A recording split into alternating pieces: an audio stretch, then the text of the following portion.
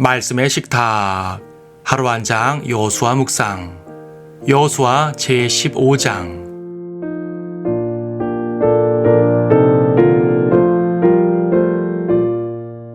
15장 13절을 보겠습니다.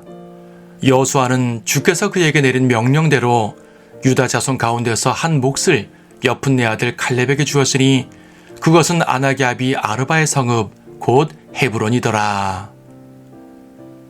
앞에서 여호수아가 아낙인들을 멸했다는 말을 한 적이 있는데 그 일의 1등 공신이 바로 칼렙이었습니다. 앞장에서 그는 모세가 맹세한 바 내 발로 밟고 있는 그 땅을 차지할 권한을 상기했습니다.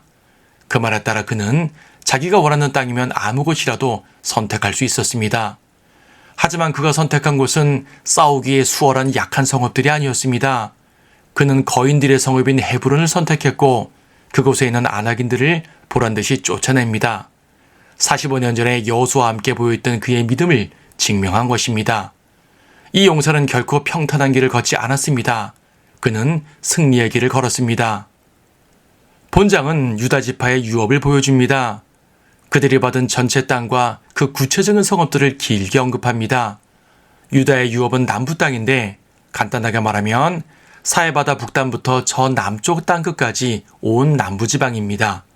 물리적 영역으로 말하면 가장 큰 땅을 받았습니다. 하지만 남쪽 땅은 대부분 광야이기 때문에 실질적으로 번영할 만한 성읍은 많지 않았습니다. 하나님께서 말씀하신 바 젖과 꿀이 흐르는 땅은 대부분 북쪽 지파들에 속해 있습니다. 칼렙이 차지한 헤브론 역시 유다 광야에 속한 성읍입니다. 그는 땅도 척박하고 거민들도 무시무시한 그러한 성읍을 선택한 것입니다.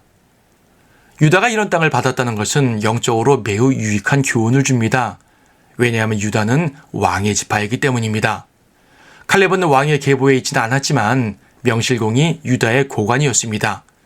그의 사위 온니엘은 이스라엘의 초대 재판관이 됩니다. 재판관이 왕인 것은 아니지만 거의 그런 임무를 맡은 것입니다.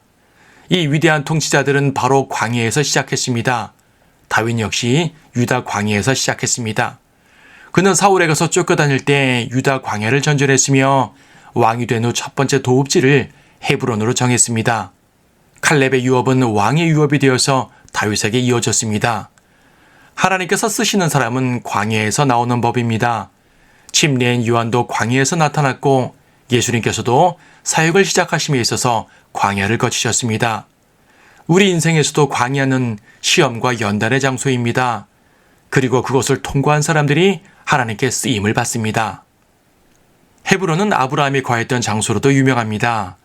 아브라함도 헤브론, 브엘사바 등 남쪽 땅에 주로 거했는데 헤브론은 특히 그곳 거민들에게 값을 치르고 정당하게 구입한 최초의 소유지였습니다. 아브라함은 약속의 땅에서 나그네로 살았지만 헤브론만큼은 확실한 소유지였던 것입니다. 그래서 아브라함 부부, 이삭 부부, 야곱 부부가 그곳에 묻혔습니다. 그만큼 헤브론은 이스라엘 역사에서 모체와 같은 곳입니다.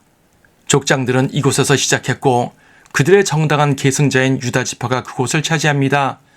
그리고 예루살렘 이전에는 다윗에게서 왕의 도성이 됩니다. 하나님의 역사는 참으로 오묘하고 놀랍습니다. 거친 광야의 성읍도 왕의 도성으로 바꿔주시는 주님입니다. 우리에게도 그렇게 역사하십니다. 우리의 광야는 주님 안에서 영광이 되는 것입니다.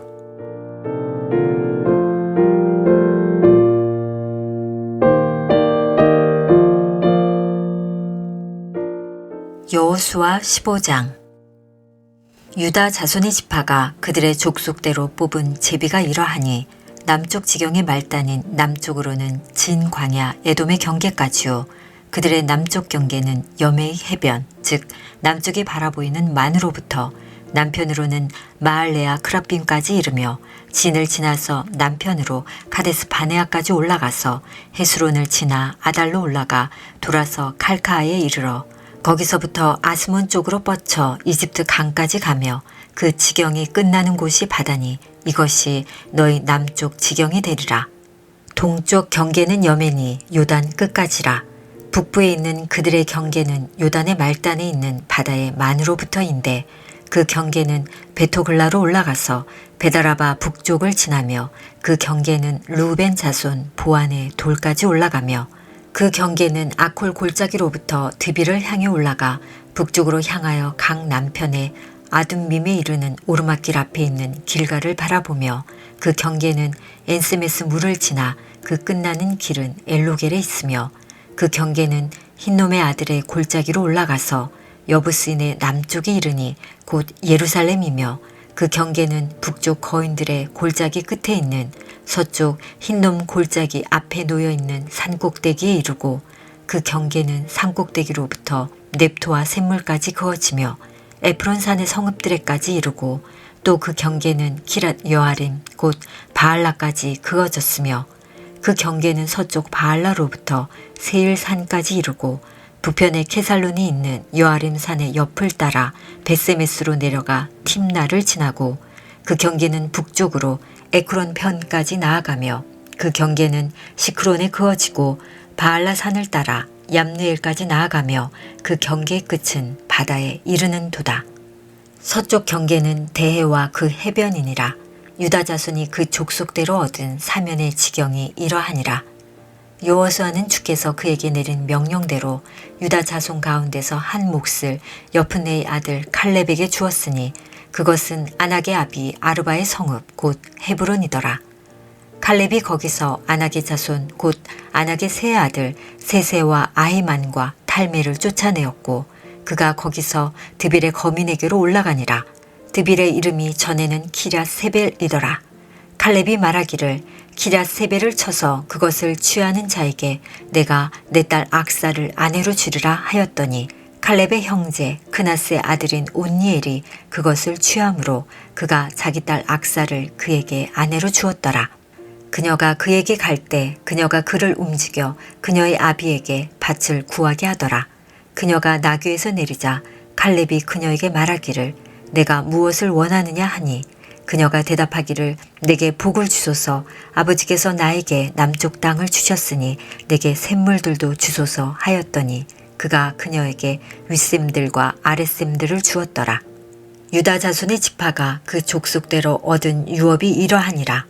남으로 에돔 지경을 향한 유다 자손의 지파의 맨 끝 성읍들은 갑세엘과 에델과 야굴과 키나와 디모나와 아다다와 게데스와 하솔과 인난과 십과 텔렘과 베알룩과 하솔과 하다타와 크리옥과 헤스론 곧 하솔과 아맘과 세마와 몰라다와 하살갓다와 헤스몬과 베팔렉과 하알수알과 부엘세바와 비스요다와 바알라와 이임과 아셈과 엘톨랏과 케실과 호르마와 시클락과 맘만나와 산산나와 르바옥과 시림과 아인과 림몬이니 모두 29성읍과 그 촌락들이요.